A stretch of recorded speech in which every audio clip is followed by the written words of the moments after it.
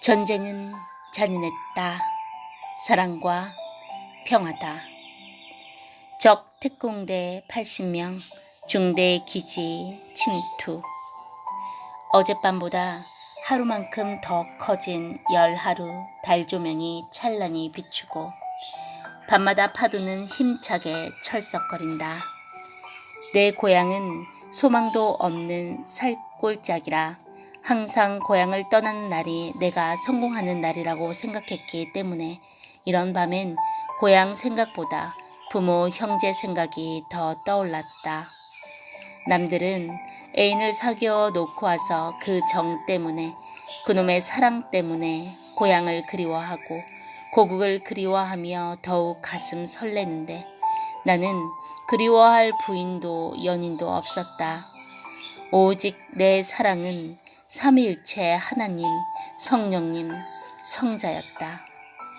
작전을 안 나가고 자대 근무를 하니 이렇게 사색하고 명상할 수 있는 기회가 있어 보람 있었다. 부대에 남기를 참 잘했다고 생각했다. 만일 내가 끝까지 사양하고 다른 전우에게 양보했으면 이런 시간이 어디 있었으랴. 중대원들이 작전을 끝내고 언제 돌아올지 모르지만 그때까지 모든 시간들을 보람있게 쓰기로 마음먹었다. 다시 진지 벙커에서 뚫린 구멍으로 총을 내밀고 경계에 들어갔다. 턱을 고이고 진지 밖을 가까이에서 먼 데까지 쳐다보았다. 이때 착시 현상인지 멀리 어둠 속에 물체가 하나 둘 보이기 시작했다. 들개들인가? 사람들인가? 아니면 아군들이 매복 작전 중에 무슨 상황이 있어서 이동하는가? 아무튼 초소 앞 가물가물한 곳에서 사람의 형상이 보이니 긴장되어 자세히 관찰했다. 몇 분 사이에 약 50m 앞에 10여 명이 해변가를 걸어 내 초소 쪽으로 오고 있었다. 아, 아군이구나. 적들 같으면 귀여울 것인데 그들을 보니 베트남 민병대 같다는 생각이 들었다. 그들은 너무나도 태연스럽게 내가 근무 서고 있는 벙커 철조망 10m 앞 해변에 앉아 담배를 피우고 있었다. 적들이라면 몸을 숨길 것인데 전혀 자기를 숨기지 않고 있었다. 아군들은 아니고 베트남 민병대가 민가에 작전을 나왔다가 한국 부대 옆에 안전하니 그냥 앉아있다가 가려고 하는 것인가 하며 계속 주시했다. 나는 계속 진지 벙커에서 틈을 내다보았다. 이들도 철조망 가까이에서 진지 구멍을 쳐다봤다. 밖에서 진지를 들여다보면 달빛에 진지안이 보이기 때문에 나는 일단 얼굴을 진지에 숨기고 쳐다봤다. 그들은 모두 기웃거리고 철조망을 만져보고 있었다. 그런데 아무리 자세히 보아도 베트남 민병대는 아닌 것 같았다. 개인들이 들고 있는 화기는 그저 소총이 아니고 중화기와 기관 단총이었다. 틀림없이 월맹 특공대였다. 나는 중대본부 상황실에 비상벨을 눌러 연락을 취했다. 하지만 아무도 응답이 없었다. 비상 근무자가 졸고 있는 것 같았다. 정말 마음이 당황되어 환장할 노릇이었다. 이제 큰일 났다. 어쩌나? 오늘 밤 나에게 죽는 날이 왔구나. 하필이면 10개월 만에 자대에 남게 되었는데 이 같은 죽는 날이 걸렸구나. 아이고, 내가 부대에 남기 싫은 예감이 들었을 때 전우들이 무슨 말을 했을지라도 작전을 따라 나갔어야 했건만 순간 죽음의 공포가 밀려왔다. 나를 위한다는 전우들의 권유로 자대에 남게 된 것이 그렇게 후회스러울 리가 없었다. 하지만 이제 와서 후회하면 못하랴. 나는 얼굴을 돌려 벙커 밖을 곁눈으로 쳐다보았다. 모두 총 한 정씩 가지고 있었다. 다시 보니 아까보다 인원이 더 불어 50명이 넘었다. 이 상황을 알리려 계속 중대본부 상황실로 비상신호를 보내도 응답이 없었다. 정말 애간장이 타고 미치는 순간이었다. 초소에서 나와 도망치려 해도 그럴 수도 없었다. 계속 해변을 타고 적들이 걸어오고 있는 모습이 보였다. 그런 너무나도 대담한 모습이었고 아무런 의식 없이 태연하게 오고 있었다. 정말 이 많은 사람들이 적들인가? 의심스러워 아무리 확인을 해도 적이 틀림없었다. 그야말로 새카맣게 걸어오고 있었다. 나와 그들 사이에 가로막힌 철조망은 초소와 겨우 3에서 3~4m 떨어져 있었고 멀리 있는 적들은 나와 약 15m 떨어진 곳에서 담배를 피우고 있었다. 먼저 온 사람들은 뒷사람들이 다 올 때까지 기다리고 있는 것 같았다. 우리 중대의 다른 초소에서는 해변가 초소와 방향이 달라 이 광경을 전혀 볼 수가 없었다.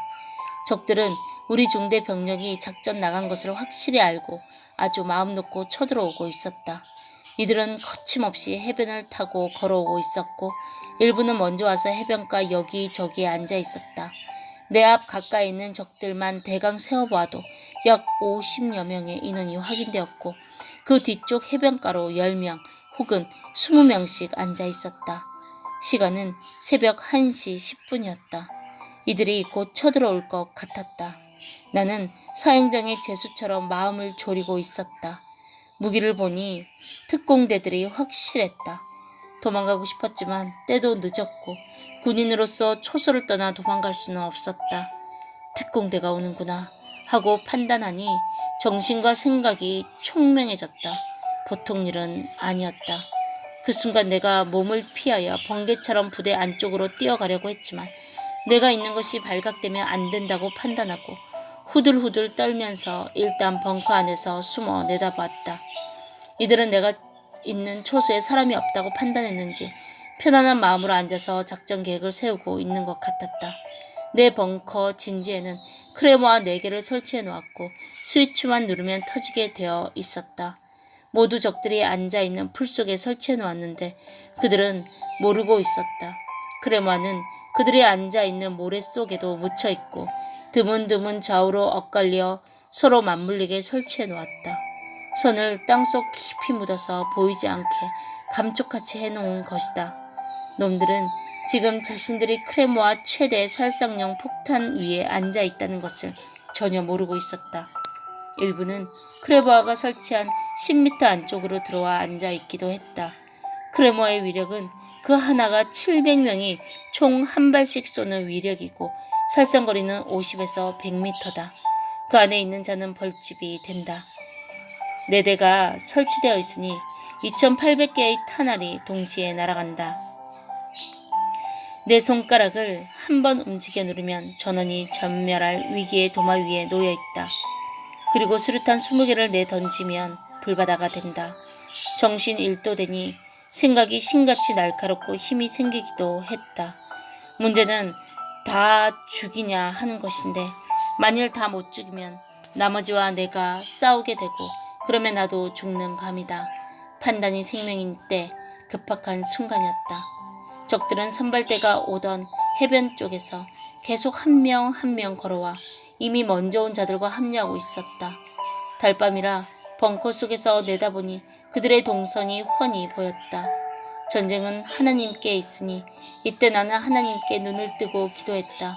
내가 먼저 크레모아를 눌러 터뜨리지 않으면 결국 적들이 들어와 나를 꼭 죽이든지 생포하여 잡아갈 수밖에 없는데 어떻게 하면 좋겠느냐고 하나님께 간구하며 의논했다. 내 양심껏 하라는 뜻인지 아무런 응답이 없었다. 내 양심껏 하라는 말인가? 적들이 움직이는 행동에 따라서 나도 행동하라는 뜻인가? 그렇지 않으면 적들이 도망치도록 총만 허공에 쏘라는 말인가? 이 순간 정말 나는 어떻게 해야 할지를 모르고 애간장만 태웠다. 지혜가 곧 판단인데 혼돈됐다. 저놈들이 우리 중대가 작전 나간 것을 확실히 알고 않고서는 저렇게 늠름하게 올 수가 없다. 하지만 몇 명이나 남아 부대를 지키고 있는 줄은 모를 것이다.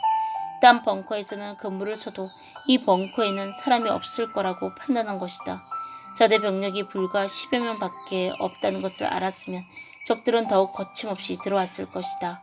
하고 추측하며 나는 죽은 듯이 벙커 속에서 몸을 숨기고 곁눈으로 적들이 움직이는 동태만 쳐다보고 있었다. 적들은 다시 벙커가 있는데 근무를 안 설 리가 만무하다고 생각했는지 3~4m 앞 철조망 밖에서 환한 달빛을 이용하여 수시로 7번, 8번이나 계속 벙커 구멍으로 안쪽을 자세히 쳐다보며 확인을 했다. 이날 달이 휘영청 밝아서 벙커 구멍으로 쳐다보면 내가 죽은 듯이 벙커 구석벽에 붙어 있어도 약간은 보일 정도였다.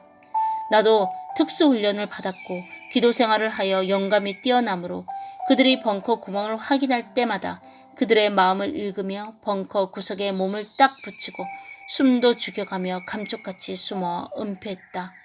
전혀 내가 있는 것을 모르고 있었다.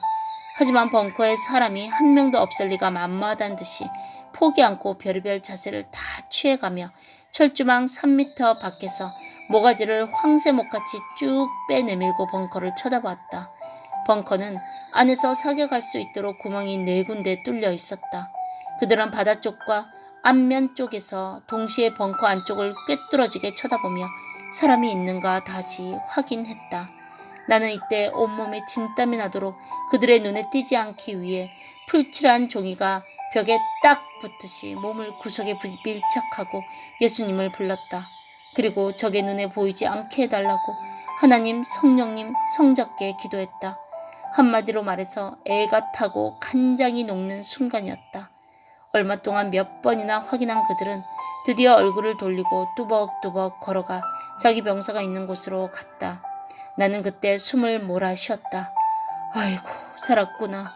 제발 내 입에서 기침만 나오지 말아라 했다. 아멘.